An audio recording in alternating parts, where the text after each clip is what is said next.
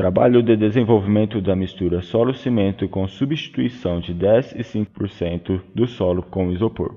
Autores Felipe Reis Rodrigues, Wesley Cândido da Silva, Leonan Gustavo Vieira Barros, Dr. Marco Antônio de Moraes Alcântara. Para que melhor podemos analisar essa apresentação, observamos a sequência de discussão, introdução, após o objetivo, metodologia, caracterizando os materiais e métodos de fabricação e pesquisa, resultados do estado fresco e endurecido, conclusão e referências bibliográficas.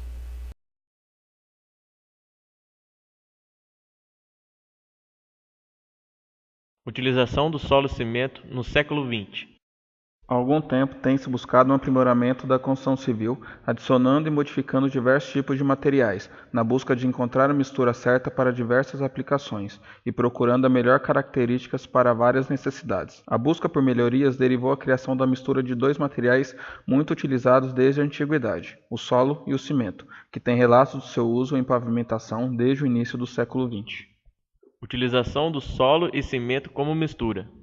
O solo entra na mistura como uma adição mineral. O cimento procede com a função da estabilização do solo, onde o cimento hidratado forma uma matriz revestindo as partículas do solo, este ficando como microagregado. Para se ter um bom desempenho no solo-cimento, busca-se as seguintes características: o tipo de solo, o teor de cimento, o método de mistura e a compactação. O tipo de solo determina muito o desempenho da mistura no estado fresco e seu resultado final. É necessário seguir os métodos corretamente que descrevem em normas, como preparação do solo, preparação da mistura, dosagem. Também a compactação adequada, que varia muito conforme o tipo de solo, diferente do concreto convencional, que tem boa compactação conforme a mistura cimento-água. O solo-cimento necessita de uma umidade ótima, de forma que hidrate o cimento, porém não exagerado, de forma que não afete as características do solo. Pesquisas para aprimoramento da mistura do solo-cimento. Segundo Segantini e Alcântara, orienta uma solução para a fabricação do solo-cimento, que pode ser através de viabilizar uma forma autoadensável. Dessa forma, utiliza-se aditivos superplastificantes, estes que contribuem para a fluidificação. O solo-cimento autoadensável tem um procedimento semelhante a concretos e argamassas de acordo com a propriedade de estabilização. Estes também formam compostos cimentantes derivados da estabilização do cimento Portland. Características do isopor. Façamos uma análise e reflexão do material isopor. O isopor é um material plástico composto por 95% de ar e 5% de plástico, o poliestireno, que é um sintético feito com o monômero de estireno, um líquido derivado da indústria petroquímica. Levando em consideração seu peso, é uma resina muito barata, sendo bastante usada como eficiente barreira contra oxigênio e vapor de água, tendo um ponto de fusão relativamente baixo. Ele é muito lento para se biodegradar, gerando, portanto, um foco de polêmica, já que muitas vezes seus restos são notados no ambiente, especialmente ao longo das costas e canais de água. Quando é derretido, o volume final do poliestireno cai para 10% daquilo que foi coletado. Por essa razão, a maioria das empresas de reciclagem se recusam a lidar com este material, além de ocupar muito volume, o que encarece seu transporte e, consequentemente, a sua reciclagem, exigindo quantidades muito grandes para se viabilizar economicamente o processo como um todo. Quando é descartado como lixo, pode levar cerca de 150 anos para se decompor. Se queimado, produz grande quantidade de gás carbônico, contribuindo para a poluição e para o aquecimento global. O objetivo da pesquisa tem como finalidade a substituição de 5 e 10% de solo por floco de isopor na mistura solo-cimento autoadensável, com o intuito de viabilizar a utilização de materiais degradantes ao meio ambiente na construção civil, realizando assim testes comparativos à norma técnica e atendendo às necessidades de qualidade e desempenho. Os materiais utilizados na mistura foram solo, areia, isopor, superplastificante e cimento. O solo utilizado foi de ilha solteira, constitui granulometricamente partículas argilosas, siltosas e arenosas. Para fins de obter melhor desempenho na mistura, foi utilizada areia fina. O isopor utilizado é granulométrico e se encontra uniformemente em flocos. Para melhor desempenho do solo-cimento autoadensável, foi utilizado cimento CP2E32. O superplastificante utilizado foi Sika Viscocrete 20HE, ideal para fluidificação, e utilizou água potável fornecida pela rede pública de abastecimento da cidade de Ilha Solteira. Para os métodos, inicialmente foi realizado o cálculo do traço do solo-cimento sem adição do isopor, para que assim pudesse ter uma mistura modelo para comparar resultados. Baseado na mistura de referência, foi efetuado o cálculo retirando 5% e 10% de solo e substituindo a mesma porcentagem em isopor. Para a realização dos ensaios, primeiramente foi coletado e separado organizadamente todos os materiais utilizados na mistura. Dessa forma, o traço dos materiais esteve conforme o quadro ao lado. Após a separação separação dos materiais, foi realizado a granulometria do solo e areia, já que o isopor está floculado em tamanho uniforme. Cada material foi fibrado separadamente, com 7 minutos cada. O ensaio para a absorção de água dos materiais areia, solo e isopor foi feito conforme a avaliação de perda de água e absorção, analisando a compatibilidade da mesma com os materiais. Acrescentou 40 gramas de material e 4 gramas de água para todos os materiais, individualmente. A imagem demonstra o solo e o isopor com adição de água.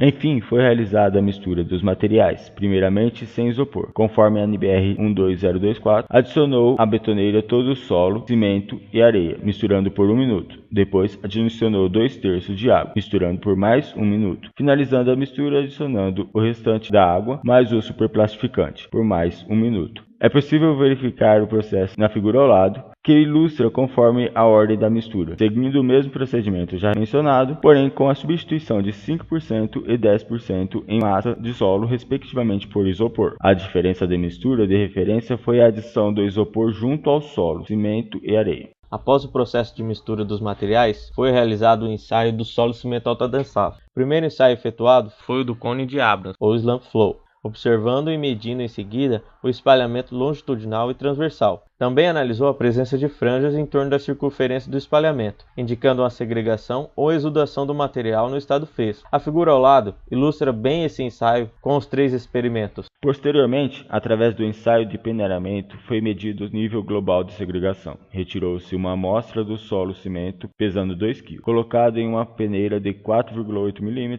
de espessura da abertura da malha. A peneira foi posicionada sobre um recipiente que contém o material passante. Pode ser observado na figura ao lado com as composições referência e isopor. Após o ensaio de peneiramento, foi executado o ensaio de funil adaptado ao solo cimento conforme Alcântara. Foi retirado uma amostra e colocado em um funil adaptado de garrafa PET e cronometrado o tempo de escoamento contínuo, observando o tempo e a existência de bloqueios. Após o escoamento, foi conferido o peso do material passante no funil. Podemos observar o exemplo das misturas de referência e isopor na figura ao lado.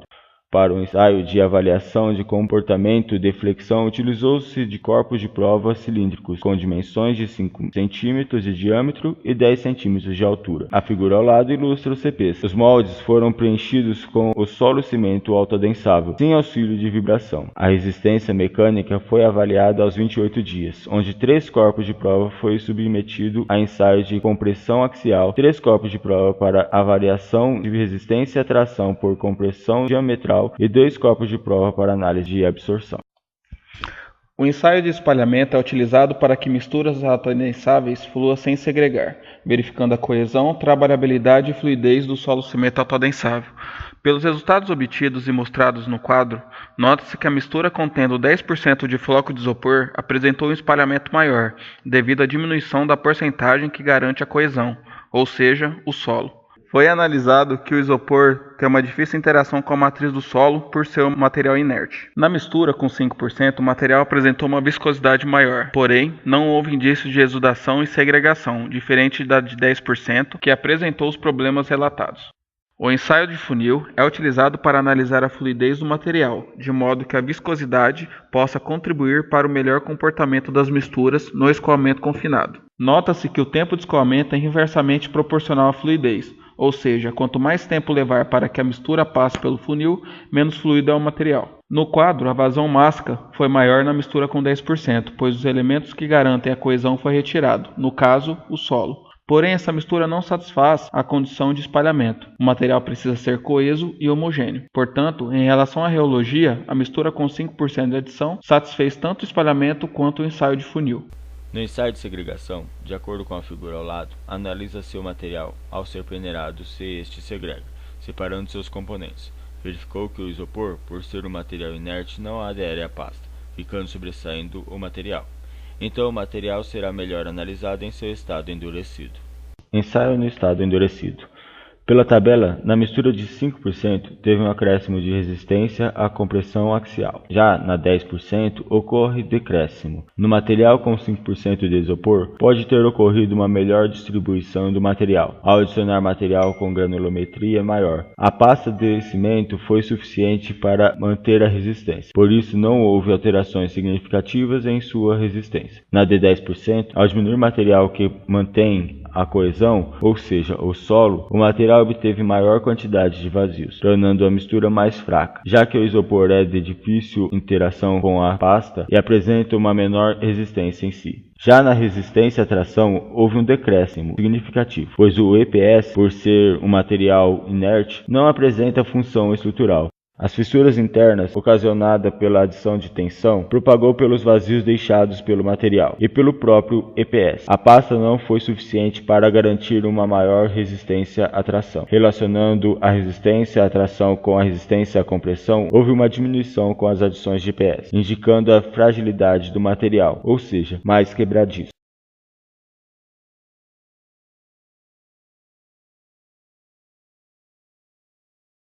No gráfico, temos a relação das resistências mecânicas do material, tanto a compressão axial quanto a diametral, de acordo com os teores de EPS da mistura. Nota-se uma consistência nos resultados de compressão axial e o decréscimo expressivo na compressão diametral.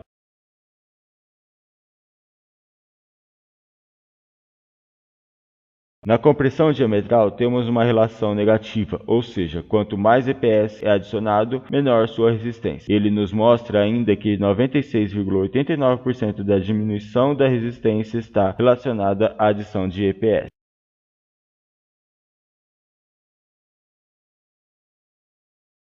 Analisando os resultados do quadro, na primeira substituição houve pouca variação da umidade. Já na substituição de 10% diminuiu consideravelmente. Pode ser explicado pela retirada do material que absorve a água em maior quantidade, como o solo. Com isso, há uma intensidade menor no ciclo de absorção e secagem, pois o mesmo absorve menos. Sugere-se um aprofundamento sobre esse estudo para uma melhor avaliação do comportamento.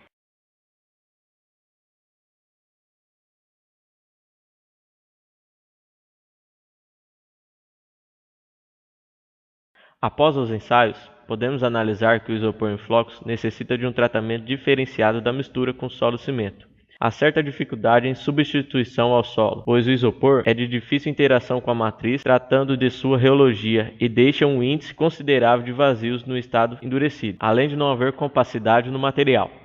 Verifica-se também que quanto maior a porcentagem de isopor, maior a segregação e exudação. Na resistência à compressão axial não houve variação consideráveis. Já na resistência à tração, as tensões aplicadas não há continuidade, acumulando assim nos vazios deixados pelos flocos de isopor. Por esse motivo, sua resistência apresentou valores abaixo do esperado. Com a adição do isopor, o material apresentou um comportamento menos dúctil, tornando-o assim frágil. Uma solução que podemos buscar é a adição de isopor ao solo-cimento para elementos que não demandam resistência à tração nem ductibilidade. Nesse caso, seria realizado o cálculo do traço, buscando encontrar melhores resultados para outras finalidades.